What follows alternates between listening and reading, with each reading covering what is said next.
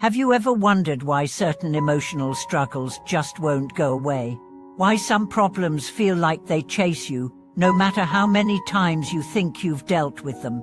Welcome back to the channel. Today, we are going to explore a profound truth that cuts to the core of spiritual practice, what unresolved suffering often remains, and how the absence of trite view is the root cause of recurring emotional pain.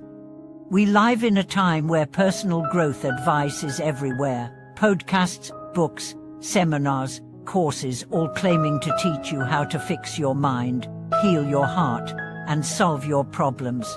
But for many people, even after years of trying, something still feels off. The same old anxieties return, the same patterns repeat, and the same questions resurface. Why? Because without trite view, every solution becomes another form of struggle. Let's break this down.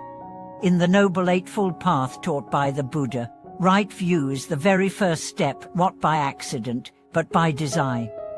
Because how you see determines everything else. If you misunderstand life's nature, then no matter how hard you try, you're always applying effort in the wrong direction.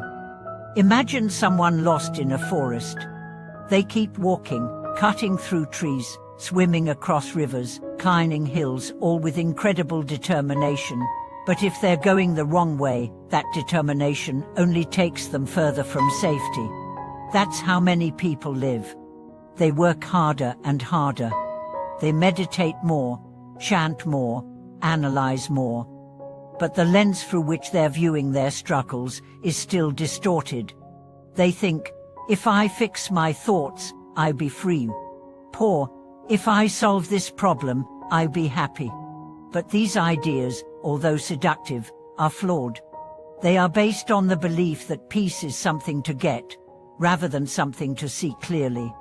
Here's the truth: you don't end suffering by changing the world. You end suffering by changing the way you relate to the world. And that's what right view means. Right view is not a set of beliefs. It's not religious dogma. It's clarity of perception. It's the ability to see impermanence, interdependence, and emptiness, not as concepts, but as living truths. Let's take an example. Say someone insults you. The ordinary view is, they disrespected me. I must defend myself or feel ashamed. But right view sees differently. It sees that the words spoken are fleeting, conditioned by the speaker's state, and not truly about you. It sees that your reaction arises not from truth, but from ego. It sees that peace is available not after revenge, but in non-attachment. With right view, the insult no longer defines you. It passes like a cloud. But without right view, that same moment becomes a storm. You carry the wound for hours, days, even years. This is why pain lingers, not because it's strong, but because our view holds on. Right view frees you from that grip. And now, let's dive deeper. There are three primary poisons that cloud our view: ignorance, attachment, and aversion. Ignorance is not stupidity. It's forgetting the true nature of things. It's thinking that people, things, and feelings are fixed and independent. Attachment is clinging to what feels good, believing it will last. Aversion is pushing away what feels bad, believing it shouldn't exist. Both are reactions to ignorance. Right view dissolves all three. It teaches you that nothing lasts.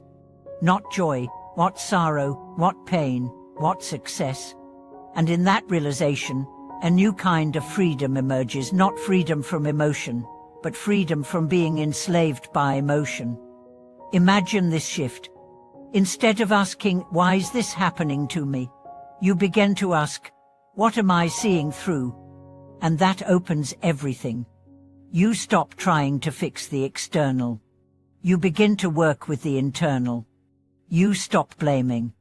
You start investigating. You become curious, not controlling.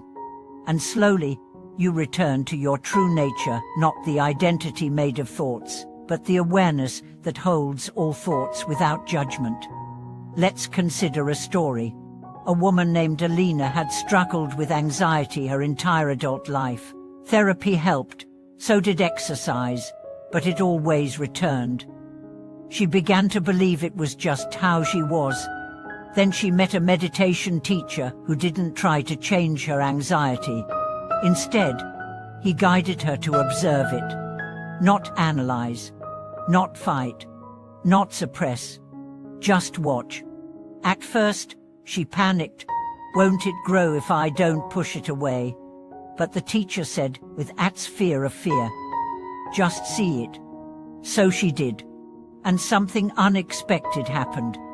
As she observed the anxiety, it began to shift. Not disappear, but become transparent. She saw it arise and pass. She saw it move through her like wind through trees. And she began to understand it wasn't her. It was just a pattern, a wave in the ocean of her being. That's right view in action. Not a theory, a living clarity. It doesn't end problems. It ends identification with the problem. And in doing so, it ends suffering. Now let's bring this into everyday life.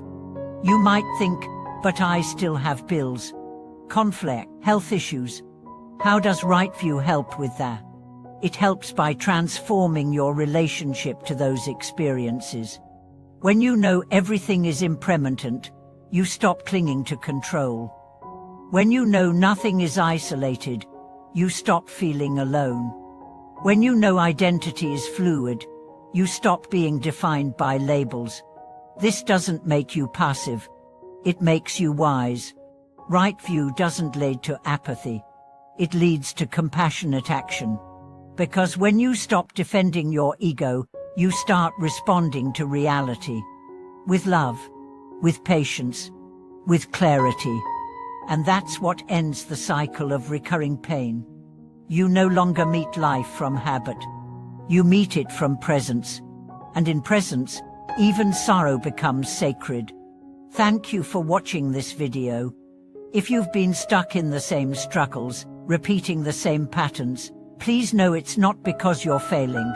It may be because your lens is cloudy. Begin there. Don't just seek solutions, seek clarity. Like, subscribe, and share your reflections below.